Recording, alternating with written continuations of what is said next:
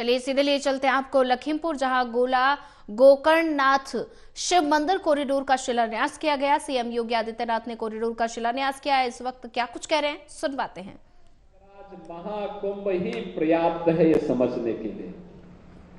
आपने देखा होगा 13 जनवरी से 22 फरवरी के बीच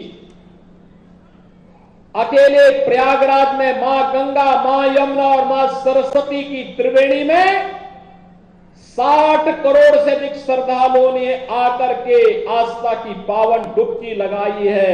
यह उत्तर प्रदेश के सामर्थ्य को देश और दुनिया के सामने रखता है। क्या 60 करोड़ लोग एक निश्चित समय सीमा के अंदर किसी एक स्थल पर एकत्र हो पाएंगे क्या? अन्यत्र कठिन है। ये केवल प्रयागराज में हो सकता है, उत्तर प्रदेश में हो सकता है, और इस सामर्थ्य का लोहा आज पूरी दुनिया मान रही है। प्रधानमंत्री मोदी जी के नेतृत्व में प्रयागराज में महाकुंभ भव्य और दिव्य तरीके से आगे बढ़ रहा है।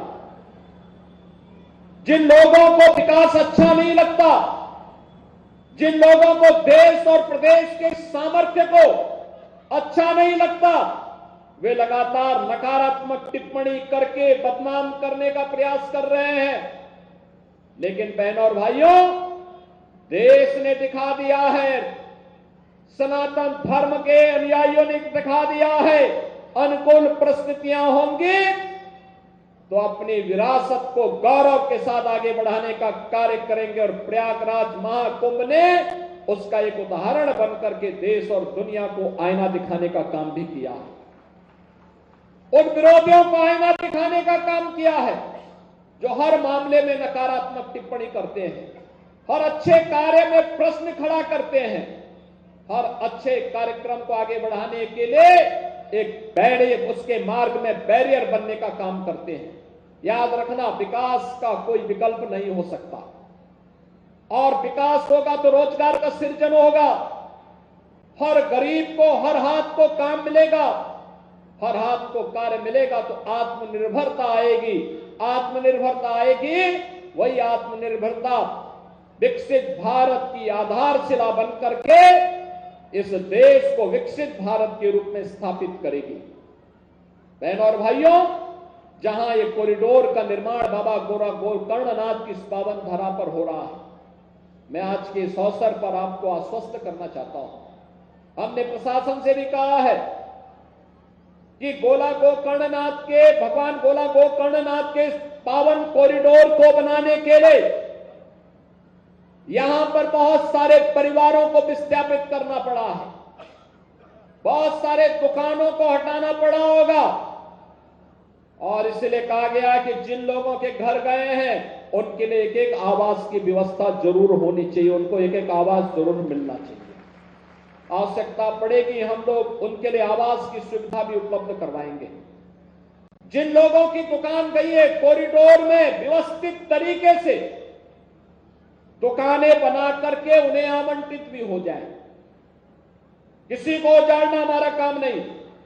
सुंदरीकरण के साथ साथ लोगों के जीवन को सुगम बनाना भी इस सरकार का उद्देश्य है, और सरकार उसी दिशा में प्रयास करते हुए आगे बढ़ रहा है। आज मुझे प्रसन्नता है, हमारे साथ विधायक के रूप में लंबे समय तक गोला की धरती से प्रतिनिधित्व करने वाले से अरविंद गिरी का सपना भी साकार हो रहा है, और उनकी आत्मा को शांति मिल रही होगी कि गोकर्णनाथ के लिए उन्होंने जो सपना देखा था वह सपना साकार हो रहा है। और सपने को साकार करने के लिए लखीमपुर के हमारे सभी जनप्रतिनिधियों ने प्रयास किया। अमन गिरी बढ़ चढ़कर के सामने आए और उन्होंने संवाद भी बनाया, और सक्रियता के साथ इस योजना को लेकर के आगे आए। आज हम सब यहां पर आकर के इस योजना का शुभारंभ भी कर रहे हैं। मुझे पूरा विश्वास है कि विकास की जो योजनाएं मिल रही हैं, एक सुखद भविष्य को आगे बढ़ाने के लिए लखीमपुर खीरी को एक विकसित जनपद के रूप में स्थापित करने की दिशा में किए जाने वाले प्रयास का हिस्सा होगा। और आने वाले समय में जो ढेर सारी योजनाएं आज लखीमपुर खीरी जनपद को प्राप्त हो रही हैं, इन सभी योजनाओं के लिए मैं लखीमपुर खीरी वासियों को एक बार फिर से हृदय से बधाई देता हूं, अपनी शुभकामनाएं देता हूं और महाशिवरात्रि की भी आप सबको बधाई देते हुए अपनी वाणी को विराम देता हूं। धन्यवाद। जय हिंद। बहुत बहुत धन्यवाद, आभार माननीय मुख्यमंत्री जी, आप हमारे बीच पधारे और हमारे जनपद को 1622 करोड़ की 373।